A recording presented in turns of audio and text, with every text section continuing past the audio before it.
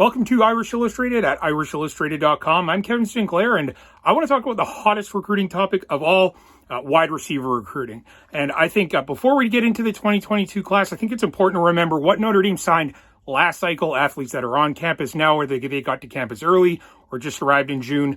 Let's dig into that. First off, Lorenzo Styles, he can play out of the slot. He can play out wide, kick return, punt return. He was an excellent cornerback. But watch him out of the slot here, shake this cornerback. And then this is a kid with 4.4 speed. He is an outstanding athlete, very quick. And then Dion Colsey, this might be one of the most highly anticipated freshmen who arrived in June. Colsey, almost 6'4", 215 pounds. Certainly has those possession receiver qualities about him. Did a great job on comebacks, hitches, and the like. But as you can see here, as he dunks a basketball, he's a special athlete. Looking forward to seeing more of him. And then Jaden Thomas, a little less highly acclaimed in terms of rankings. But this is a guy who's very well-rounded. I love his ball skills here. Very bright kid and can kind of do it all. Excellent adjustment to the football there. I like Thomas.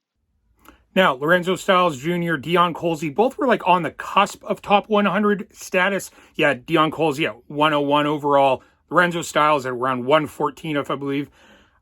I look at those prospects and I think, those are pretty much your top tier, All-American type recruits. I personally thought Styles was a top 100 recruit when you factor in his kick return, punt return, cornerback, gadget play duties, all the other little versatile components of his game. But nonetheless, I believe also Jaden Thomas, very well-rounded receiver, wouldn't surprise me if he surprised us all by being a dynamic receiver for Notre Dame, very well-rounded guy with some size. But now looking into the 2022 class, Notre Dame kicking off with a Morion Walker. Let's take a quick look at his footage. So Morion Walker, 6'3.5", around the 180-pound mark. A couple clips from him here. Again, has those possession skills.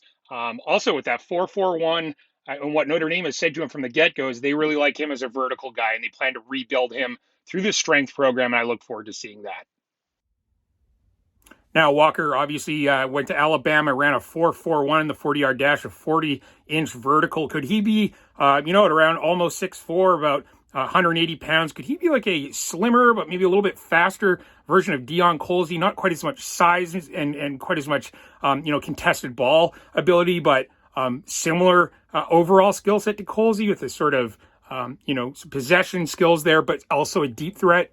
It's going to be really interesting to find out. But now, Notre Dame, it's crunch time. 2 wide receiver prospects. Talk about C.J. Williams. I've predicted him to Notre Dame, as well as Greg Biggins and Tom Loy and others. Let's get a look at C.J. Williams. So C.J. Williams, he can play out of the slot and out wide, but he's a bit more dynamic and a bit more wide receiver one kind of guy. But again, if they can move him around the offense, especially with what they do at tight ends, he can be a very good possession guy, but he's got a lot of flash where he can make dynamic plays down the field. You can see him outstretching for the football there. He's known for making those types of plays, as adjustments in the front court of the end zone versus St. John Bosco, one of the best defenses in the country. These types of plays that he makes, these adjustments to the football, he's a very polished and dynamic receiver. That is a dynamic receiver there. He can play in the slot and out wide. Some more versatile components to him, kind of similar to Lorenzo Styles, but in a bit different package. Now, the prospect who might be considered the most important recruit, given Notre Dame hasn't, won this one yet. He's still deciding. There's a bit more factors in play than maybe there is with C.J. Williams. Tobias Merriweather. And now this is a 6'4" receiver with outstanding size. He really upped the ante in this last spring season. Let's take a look at and remind ourselves exactly why he's such an important recruit for the Irish. I believe I watched all of Tobias Merriweather's games in the spring, and he really elevated his game. So he looked like he sort of fine-tuned his speed with a little bit more strength, just through natural physical maturation and through lifting over his extended offseason. He was doing a lot better of a job of sort of high-pointing the ball. But here you can see he's very good as a possession receiver, but he's very slippery, very quick, and elusive after the catch. He can eat up a lot of yards after the catch on short routes and those types of things where he can dominate with his speed, but again, very slippery after the catch. He can take it to the house as he did here. He scored on some kick returns. He leapt up and intercepted some footballs when he was on defense. So there's a wide receiver screen. Again, another look at his speed. When he gets a step on you and gets in space, he can really do a lot of damage. So Merriweather impressive with his quickness, and then also check out his red zone game. He really elevated that part of his game where he can go up into the corner of the end zone, leaping up over defenders and fighting for the football.